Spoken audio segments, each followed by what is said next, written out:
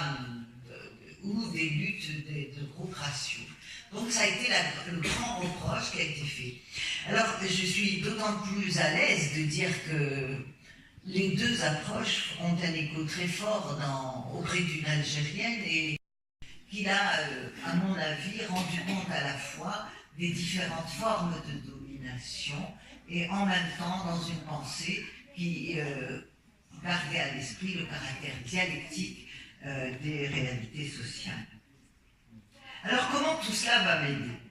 Ça va m'aider à essayer de comprendre le contexte socio-historique dans lequel se passe ce moment de notre histoire.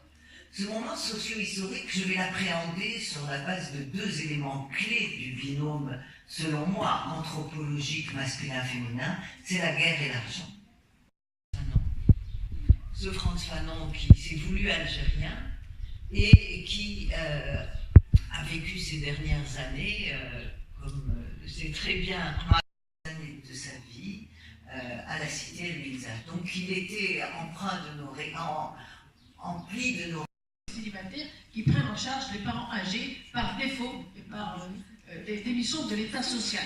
Alors est-ce que la femme célibataire qui émerge de plus en plus, je trouve d'abord comme objet de recherche, c'est très important de voir comment elles vivent et qu'est-ce qu'elles font et qu'est-ce qu'on attend d'elles.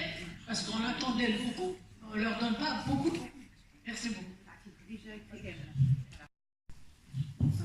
C'est pas grave. Pourquoi on continue à refuser l'égalité alors que les femmes, avec l'argent, leur statut change au sein de la famille, même si certains comportements restent des comportements conservateurs. Hein, il y a cette complexité. Religiosité qui nous entoure.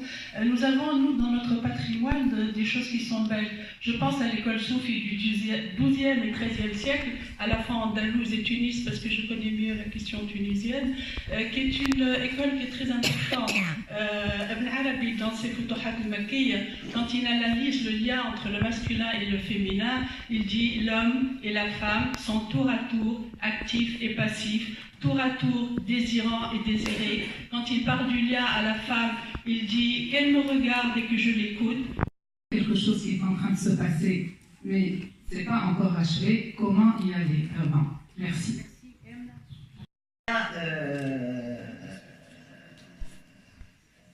Il y a des femmes qui continuent d'adhérer à une vision stricte religieuse.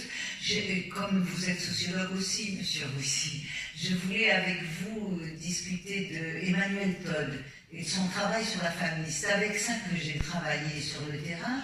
Et il fait la distinction entre famille ouverte et famille fermée. Et il montre comment, d'un point de vue idéologique, les familles décernent des valeurs, des normes et tout, en fonction de leur degré d'insertion dans le contexte dans lequel elles vivent. Qu'une femme aujourd'hui, en Tunisie, soit contre l'inégalité par rapport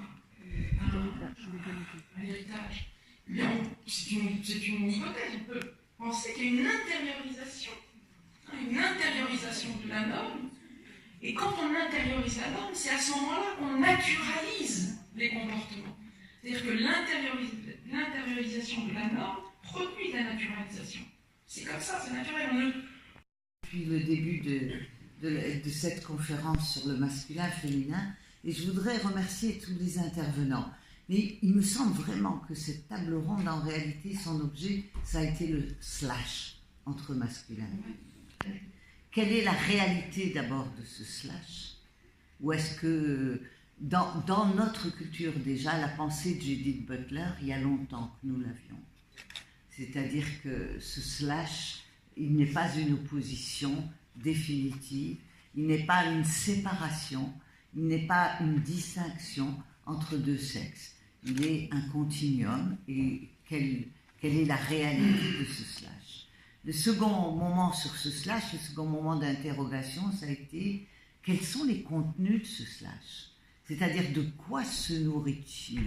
Il s'est nourri, on l'a vu, de religion, il s'est nourri de juridiction, il s'est nourri en s'appuyant sur ces éléments de la vie réelle pour se construire comme un slash. C'est donc bien une construction, ça n'est pas un donné. Et le troisième point que nous avons abordé, c'est celui des modalités dans lesquelles s'exerce le slash, c'est-à-dire ces violences matérielles, ces violences symboliques, y compris, on l'a vu dans la dernière intervention, toutes ces impositions de normes, de règles, de retrait de la féminité parce qu'on ne s'y est pas conformé.